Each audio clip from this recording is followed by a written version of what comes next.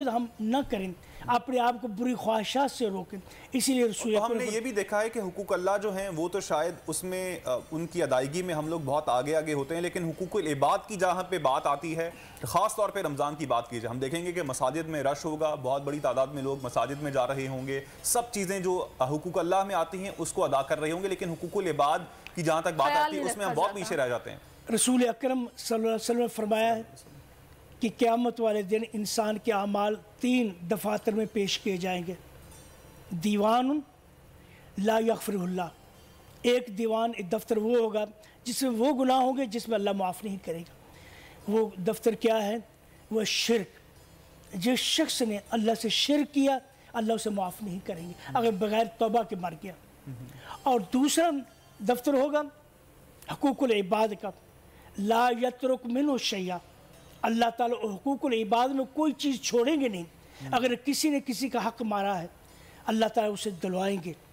हदीस में आता है कि जब अहले जन्नत जो लोग जो हैं सिरात मुस्तकीम पर सिरात पर पहुँचेंगे और जन्नत के करीब हत्ता जन्नत के दरवाजे पर पहुँच जाएंगे तो अल्लाह पहले मोमिनीन से कहेंगे एक दूसरे हकूक़ अदा करो।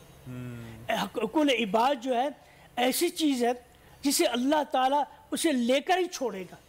जिस शख्स ने किसी हक मारा है उसको देना पड़ेगा और उसे दिए बगैर जन्नत में दाखिल नहीं हो सकता। अंदाजा होता है कि कितनी सख्ती है इस मामले में। तो प्लीज़ खुदा का वास्ता है तो कि इस चीज़ का ख्याल रखें, क्योंकि मौलाना साहब वक्त भी काफ़ी कम रह गया हमारे पास।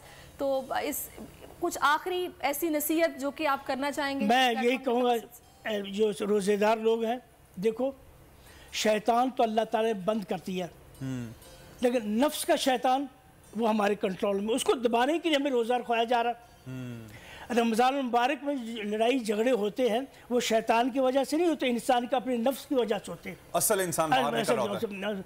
इसलिए आप देखें नफ्स जो होता है ये बहुत बकचटा है। नफ्स की तरफ जब नफ्स किसी से झगड़ा करते बड़ा सख्त होता है। रमज़ान के झगड़े बड़े सख्त होते हैं क्योंकि उसमें शैतान का असर नहीं है, उस इंसान के अपनी ज़ाती नफ्स का असर है। सही। अल्लाह ताला हमारी जो है ना नफ्स पर कंट्रोल कर रहे हैं हमें। जो रोजे की रूह है ना, रमजान की जो रूह है उसके मुताबिक हमें करना वो है कि अपने नफ्स पर कंट्रोल करें। बिल्कुल। बहुत शुक्रिया मौलाना यूनुस सिद्दीकी साहब, आपने वक्त दिया बोल टेलीविजन को। नाज़रीन उम्मीद करते हैं कि हमारा आज का प्रोग्राम आपको पसंद आया होगा। और मैं जाते जाते कामरान एक बात करना चाहती हूँ, फॉर गॉड से खुदारा इस चीज़ का ख्याल करें कि जब रास्ते में रोज़ा खुल रहा है और आप रास्ते में हैं तो प्लीज़ अचानक से इस तरह जगह जगह रुक के आप अपनी जान भी खतरे में डाल रहे हैं और जो पीछे से आपके आ रहे हैं उनकी जान भी खतरे में डाल रहे हैं।